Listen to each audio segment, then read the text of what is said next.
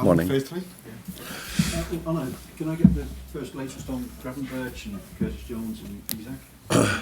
Yeah, you can. Ryan trained with us yesterday, and the other two didn't yet. Are you expecting them? What's the timescale on them? Yeah, as I said many times, in the end phase of the injury, things can go slow down a bit, and things can go faster. Let's wait and see where they are. But like I said, Ryan trained with us for the first time yesterday. Will train with us today, and then we're gonna make the call if he's able to start, yes or no. And the other two are probably 99.9% sure not in the squad Saturday. You talked about squad depth after the game against Crystal Palace. What is it you think you're missing? What do you think that you need? We miss nothing, so I'm happy that you asked this question. I'm completely happy with the team, with all the quality we have, and I'm also completely convinced by the strategy and the policy we have. But that makes it the issue, if you could talk about an issue, is that not all of them have had a proper pre-season or have been injured during the season. So then when 3 or 4 are injured, you go back to 16 players. So I am a firm believer in the fact that 20, 21 players are enough.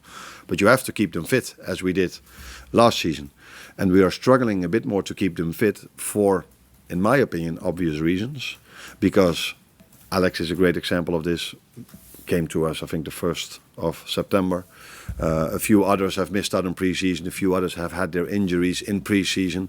So it has been more difficult than last season to keep them all available. And if then a few of them are not available, then it comes down a lot towards the same players. And maybe last season we were more lucky, or now we're a bit more unlucky. Again, no excuses for our results before people are going to say this again. But we had to play a lot of away games with only 2 days rest in between. And that would have been a difficult schedule for every player last season. And I mean a player that has been fit throughout pre-season, throughout the whole season, but that has not been our situation. And then I think you have to manage it, because upcoming week is again free in 7 or 8 days. So there's nothing to do with the squad depth. It has to do with how we've went through the season in terms of injuries and availability, and players available to play every single time 2 games in 3 days. Finally for me, there's been a lot of speculation about contract negotiations for you. Are there talks ongoing at the moment? Can you tell us? This is the last question I was expecting. I think my focus should be completely on getting Liverpool back on winning ways, and that's my first answer. And the second answer is that contract talks, if they are even there, are never. We never speak about this here. But let us first start to win again. And that's where my main focus is on. Arne, you mentioned there about the injuries that your team is suffering with and have suffered with across the first few weeks of the season, and the fact that the schedule is as demanding as it ever is.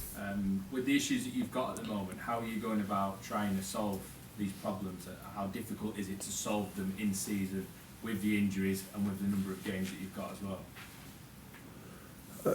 Just handling the situation as it is. So Alex is. Let me use Alex as an example. He had to do his pre-season inside the season, and people can then argue, why do you play him? But yeah, if I don't play him, I don't have him available, and we need to have him available, because otherwise I have to play Hugo every single game. And I was just with Owen Hargreaves when he made the comparison between the two of them, and he showed that the both of them, for another reason by the way, but he showed me over there that both of them played. One played 34 games last season, the other one 34, and we play 60 over here. So that's why I need to get Alex as soon as I can into playing as many games as he can, and that has been. Something not only with him but with a few others as well. So Jeremy Frimpong has been in and out with injuries quite a few times. Same with Conor Bradley. So if one is out, the other one has to play more. That's why I've played maybe also Dominic Szoboszlai a few times in that position. So that has been something what every team, by the way, has. So it's, again, not an excuse for us because every team works with this. But what was a bit different than, for example, for me last season is that last season they all had 1 year Premier League experience as a minimum. And they were all fit when we started and they stayed fit. And now they weren't all fit from the start. And then it's also, then you have to, some players have to play maybe even more than you want them to do, which is a risk for them getting injured as well. But it's just the situation as it is, and we have still more than enough good players available to play the game on Saturday, to play the game on Tuesday, and to play the game on Sunday.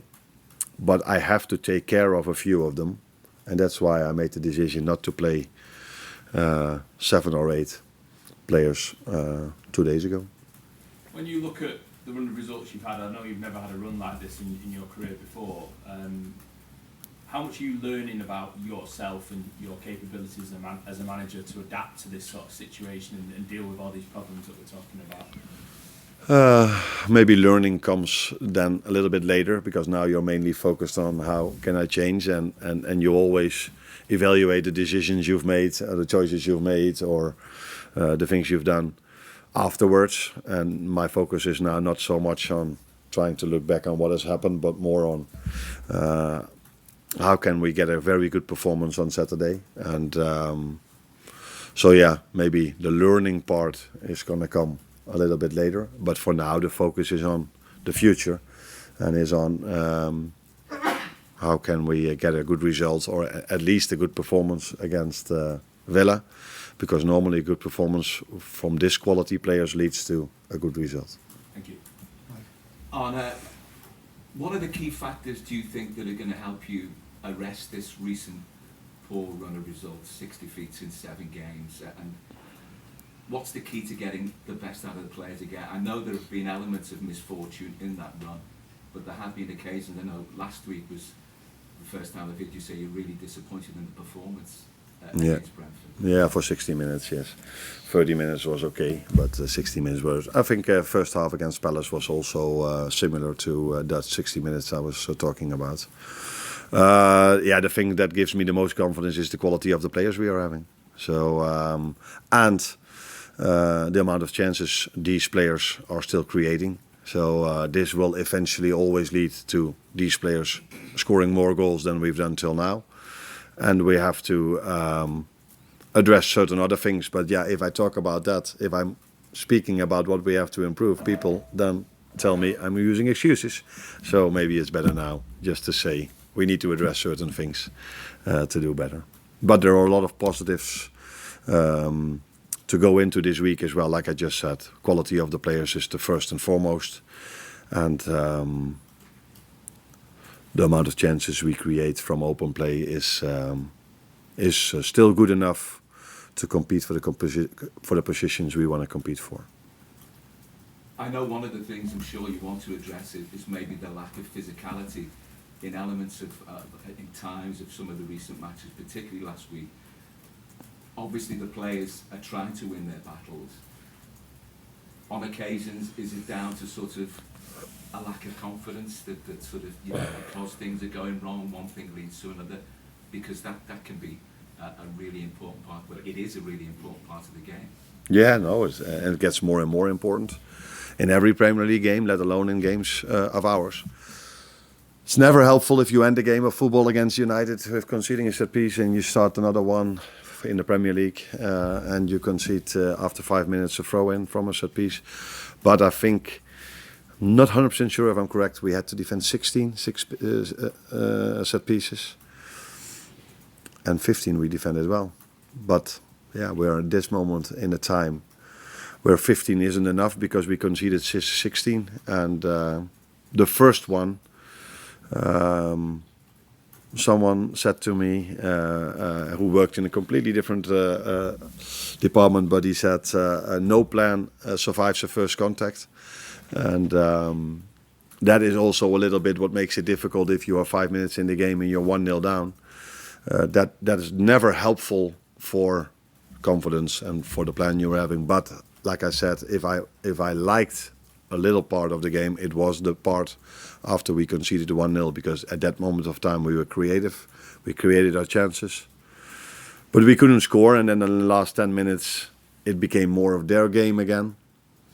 And eventually, the way we conceded the 2-0, yeah, that is something that is far from our standards. Hi Arne, there's been a lot of discussion in the last few weeks about long balls and then discussion about your discussion of long balls. The next two opponents in the Premier League, Aston Villa and Man City, play less long balls than anyone else in the league. So do you think that this might help you impose your game on those teams, or do you think maybe those teams will try and adapt their game to try and focus on what could be seen as a weakness? No, they're also really good at that. So Chelsea played their own game against us. They brought the ball out from the back as well, and we didn't win that one as well. So again, when people ask me after the game, why was it difficult? I try to explain why it was difficult. And if the question is why it was difficult, I answer the question why it was difficult. People don't ask me, can you come up with excuses? And then I give an answer. So I try to explain why it was difficult. And I did this only for the first time after United, because the games before that I felt would be stupid to tell so, because I'm not 100% sure if everybody is already noticing what we're seeing. Then I underestimate a lot of analysts throughout the country.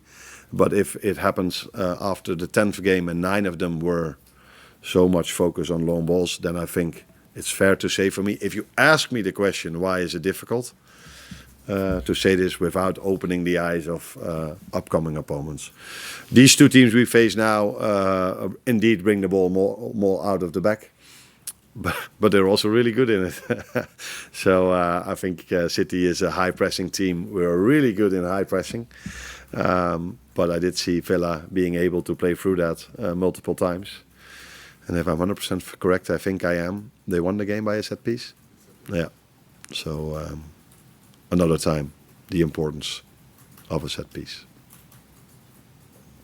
Well, Arne, you've not kept a clean sheet in the past 10 games. Is it a case now to maybe build from the back and not put as much emphasis on the attack and maybe play Joe Gomez break back and just picking it up and go from there, or is the back week going against your beliefs a little bit?